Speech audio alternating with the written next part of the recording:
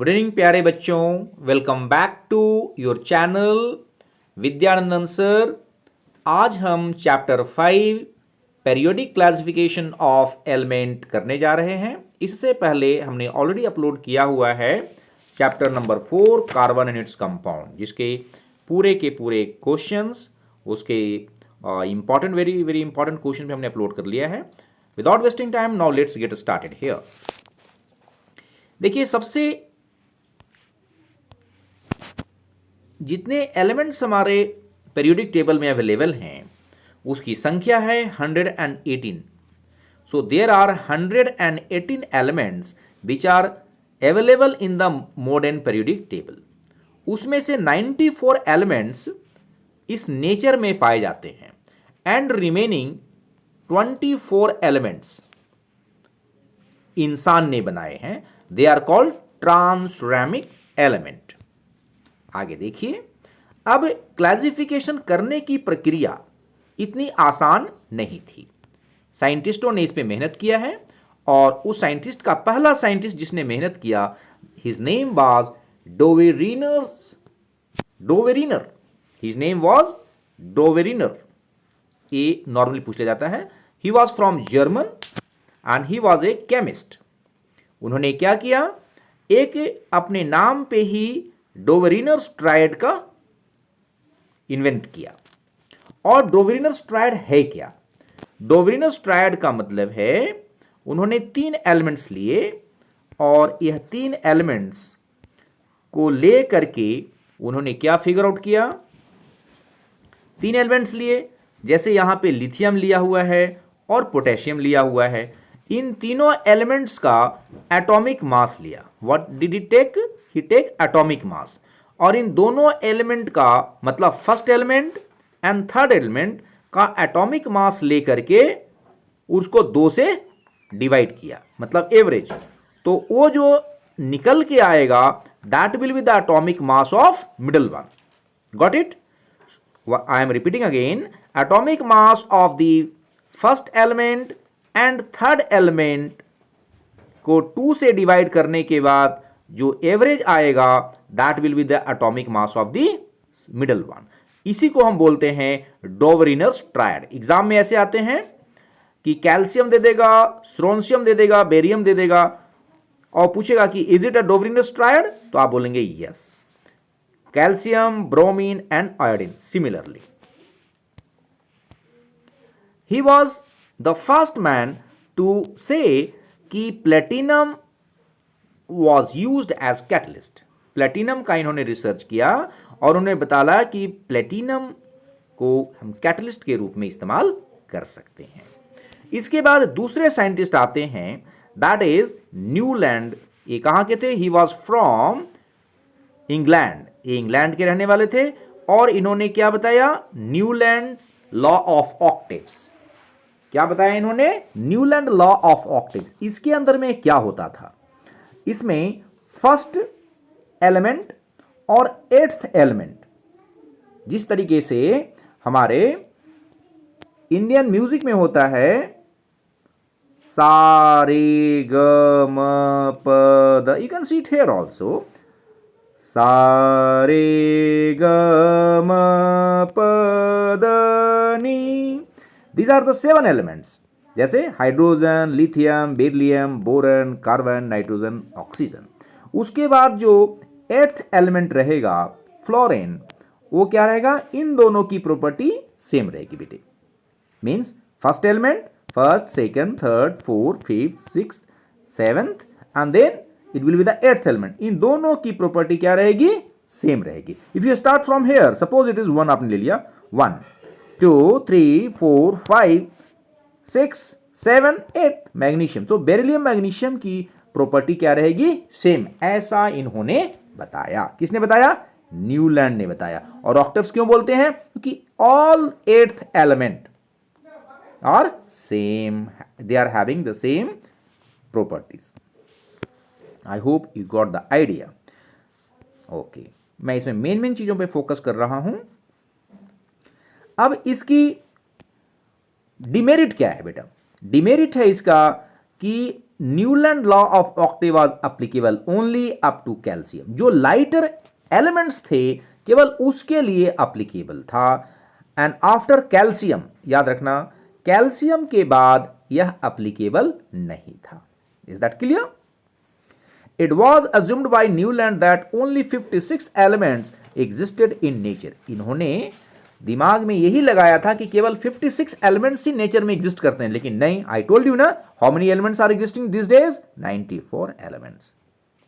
How many elements? 94 elements. Okay. In order to fit element into this table, Newlands adjusted 2 elements in the same slot. ऐसे बहुत सारी आपके जगह मिलेंगे जहां न्यूलैंड ने सेम एलिमेंट्स, 2 एलिमेंट्स को सेम स्लॉट में लगाए हैं। जैसे cobalt, nickel are in the same slot. This is not very important. Let's move on. मैं आपको मेन चीज पे पहले फोकस करूंगा, उसके बाद फिर आपको मैं समराइज भी करूंगा। अब एक थर्ड जो मेन साइंटिस्ट आते हैं, who is he is Russian chemist. इनका नाम है दिमित्री इवानोविच मेंडेलीव। आप इसको शॉर्ट में DI मेंडेलीव भी कह सकते हैं। DI Mendeleev. ये कहाँ के थे? रशिया के। अभी मैं आपको 3 साइंटिस्ट बता दिया। वन आई टोल्ड यू, डोवरिनर कहाँ के थे बताएं? ही वॉज फ्रॉम जर्मनी। उसके बाद मैंने आपको क्या बताया? उसके बाद मैंने आपको बताया, can you tell me? Newland. Newland कहाँ के थे? He was from England. और अभी आपको डिमिट्री के बारे में जो बता रहे हैं, Dmitri is from where? Dmitri Ivanovich Mendeleev, he is from Russia. याद रखिएगा, ठीक है। Now he is a very important scientist. क्यों? पहली बार इन्होंने क्या क्या किया वो देखना है आपको। पहली बार इन्होंने पीरियड्स और ग्रुप में चीजों को, पहली बार इन्होंने ग्रुप्स में, मैं आपको ऐसे बताता हूं, पहली बार इन्होंने ग्रुप्स में और पीरियड्स में एलिमेंट्स को अरेंज किया। इन शॉर्ट में आपको बता रहा हूं। देखिए, इस तरीके से जो एलिमेंट्स को अरेंज किया गया है, इसे बोलते हैं पीरियड।